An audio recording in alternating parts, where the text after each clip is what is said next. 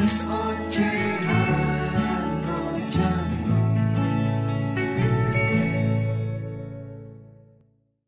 ini ditujukan kepada mereka yang peduli terhadap kesehatan mental.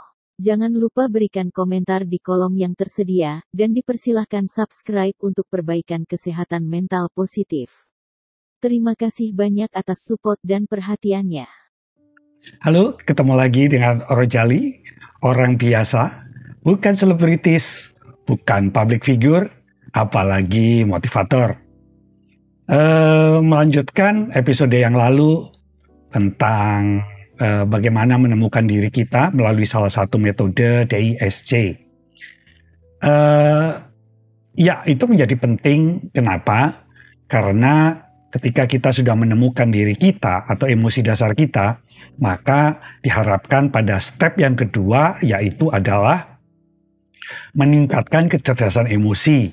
Di mana dalam episode lalu, Rojali menyampaikan bahwa kecerdasan emosi adalah bagaimana kita mampu memunculkan salah satu, atau salah dua, salah tiga, atau bagaimana kita memunculkan emosi-emosi dasar kita sesuai dengan situasi yang sedang kita hadapi.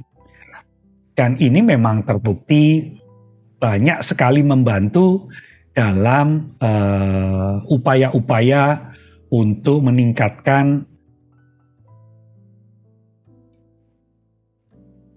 keseimbangan antara diri kita dan faktor-faktor yang ada di luar dari eksistensi diri kita.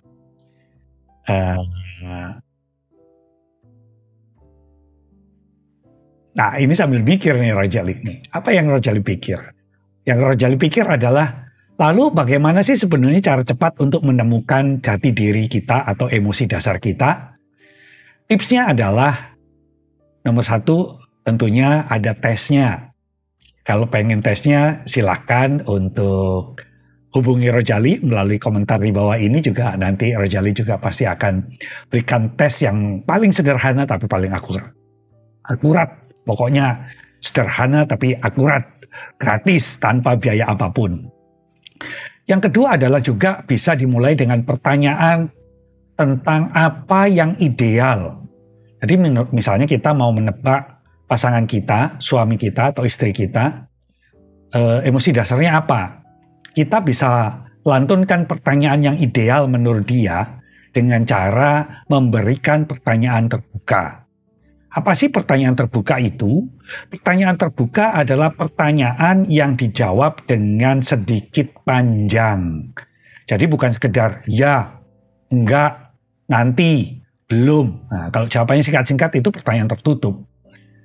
Biasanya pertanyaan terbuka itu bisa dimulai dengan menurut kamu, atau pertanyaan yang dimulai dengan kata bagaimana. Misalnya begini ya. Tanya sama orang rumah, misalnya pasangan ya, tanya, Mas atau Mbak, pekerjaan yang ideal menurut kamu itu yang kayak gimana sih? Dengarkan kata-kata pertama yang terucap dari mulutnya. Kalau misalnya dia menjawab, kalau menurut aku, nah, menurut aku berarti menurut internal dia, ini pasti dominan. Kalau dia menjawab dengan kata pertamanya misalnya biasanya sih, berarti dia dari faktor eksternal dulu. Ini kalau orangnya enggak I, berarti orangnya biasanya orang stabil atau S. Kalau dia jawabannya gini, ya lihat situasinya lah. Nah ini orang stabil nih, lihat situasi artinya bahwa ini merupakan sesuatu yang baik itu ya menurut situasi yang terjadi gitu ya. Stabil, yang penting nggak ada konflik. Tapi kalau misalnya jawabannya adalah rata-rata zaman sekarang, berarti ini merupakan interpelasi. kalau dia zaman sekarang itu merupakan satu perwakilan dari sebuah data. Ini biasanya orang yang cermat. Maka dalam berkomunikasi dengan orang-orang itu kita harus nomor satu adalah menjadi pendengar yang baik. Dalam hal ini mendengarkan. Kata-kata pertama jawabannya itu apa? Kata sifat, kata benda, kata apa. Sehingga bisa kita interpretasikan dari apa yang dijawab oleh orang itu, dan akhirnya kita bisa mengenal emosi dasar orang lain. Sama juga kepada diri kita. Silahkan berdialog dengan diri sendiri, dan kira-kira kata-kata apa yang terucap dari diri kita. Itu bisa menjadi sebuah ukuran, dan akhirnya kita memahami sebetulnya apa sih emosi dasar kita, apa sih emosi dasar orang lain sebelum melakukan tes. Nah, kalau misalnya sales, masa customernya disuruh, Pak, tes DISC dulu ya? Mungkin. Maka dengan komunikasi hal itu bisa terjadi. Begitulah kira-kira sedikit tips dari episode yang sebelumnya. Berangkat dalam hal itu, kalau tadi dikatakan bahwa sebenarnya ketika kita mengenali emosi dasar kita, mengenali diri kita, dan kemudian mengenal orang lain, terjadilah sebuah keseimbangan. Kalau terjadi keseimbangan antara faktor internal dan faktor eksternal, tentu ada perasaan nyaman atau senang. Dalam hal yang lebih intens bisa disebut mungkin ya, namanya kebahagiaan. Ngomong-ngomong masalah senang, kebahagiaan, tentu zaman sekarang banyak sekali kita melihat berita, melihat hal-hal yang mungkin tidak seimbang antara faktor internal dan eksternal. Yang menyedihkan ketika Rojali membaca sebuah berita, ada seorang ibu-ibu yang membunuh anak kandungnya sendiri dan juga melukai anaknya yang lain. Dalihnya adalah apa? Dalihnya supaya anak-anak tidak merasakan kesakitan dan penderitaan yang ada dalam dunia ini. Terlepas si ibu itu depresi atau tidak, karena Rojali juga nggak baca hasil pemeriksaannya. Jadi, mengapa orang menghindari penderitaan itu? Penderitaan ini secara garis besar, kalau menurut Rojali cuma 3. Nomor 1, kesehatan. Nomor 2, hubungan sosial atau asmara juga. Yang ketiga, pasti ekonomi. Nah, beranjak dari hal itu, ketidakseimbangan itu dalam ketiga hal itu pasti akan mengakibatkan banyak sekali kesehatan mental yang terganggu. Bisa stres, depresi, tertekan, dan lain-lain sebagainya.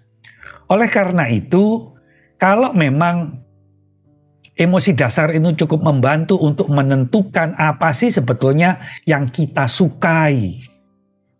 Apa sih talenta kita? Apa sih yang kita gemari yang menjadi hobi yang dapat dinikmati ketika misalnya melakukan sebuah pekerjaan. Dalam episode-episode sebelumnya, Rojali banyak berbicara bagaimana stres dan depresinya Rojali sampai fobia, anxiety terhadap yang namanya WhatsApp atau bunyi telepon. Artinya sesuatu yang tidak bahagia. Jangan-jangan dalam meraih sesuatu, kita banyak terlupa untuk menjadi bahagia. Mendorong anak-anak, mendorong diri kita untuk bekerja keras, untuk masuk kuliah jurusan-jurusan tertentu. Tetapi apakah ini sudah seimbang antara bakatnya, kesukaannya, dengan kebutuhannya yang biasanya dalam kebutuhan ya ujung-ujungnya masalah ekonomi. Mengejar karir untuk apa? Untuk kaya, untuk ekonomi. Mengapa bukan untuk menjadi bahagia, seimbang antara diri kita dan sekitar lingkungan kita. Nah, Ini yang sering terjadi. Rojali menyampaikan hal ini karena juga ngalamin. Bekerja, gajinya lumayan men. Tetapi merasa tidak nyaman, tidak bahagia, stres, depresi. Banyak sekali orang-orang melakukan hal itu hanya semata-mata untuk dapat melanjutkan kehidupan berdasarkan materi saja. Faktor ekonomi. Jadi, kita menjadi melupakan mengejar kebahagiaan yang hakiki, yaitu menyelaraskan antara talenta diri kita yang diberikan oleh Tuhan atau semesta kepada kita dan digunakan untuk berkarya. Masalah nanti menghasilkan ekonomi itu namanya rezeki, bukan gaji. Jadi lebih percaya mana? Rezeki atau gaji? Kalau saya sekarang berupaya untuk lebih bersyukur dan mencari rezeki daripada gaji saja. Karena penderitaan hanya menunggu gaji menjadi ketidakbahagiaan yang abadi. Setiap mau berangkat ke kantor, merasakan tekanan. Pulang kantor, mikirin kerjaan besok. Sehingga faktor untuk keluarga menjadi terkikis. Gitu. Ya ini menurut Rojali ya. Kalau menurut teman-teman gimana ya monggo kerso. Mohon maaf, kan Rojali hanya orang biasa. Kalau ada masukan, silahkan diberikan masukan dalam kolom komentar tentunya. Nah, untuk mengejar kebahagiaan tadi adalah memanfaatkan talenta kita. Kita lupa terhadap kodo dan khodar yang diberikan kepada kita hanya semata-mata untuk mengejar kaya. Ada yang kontennya maksiat, tapi yang penting banyak endorse. Jadi kaya nggak apa-apa, nipu nggak apa-apa, bohong nggak apa-apa. Yang penting kaya.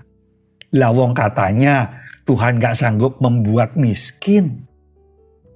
Artinya yang dikejar bukan kebahagiaan, tetapi kekayaan materi yang mengakibatkan kesehatan mentalnya terganggu dan acak-adut nggak karu-karuan. Jadi teman-teman, bukan salah mengejar kekayaan, tetapi memaksimalkan, mengoptimasi talenta yang diberikan kepada kita, sehingga dalam mengerjakan kita senang, menikmati, bahagia, ujungnya pasti akan ada yang namanya rezeki.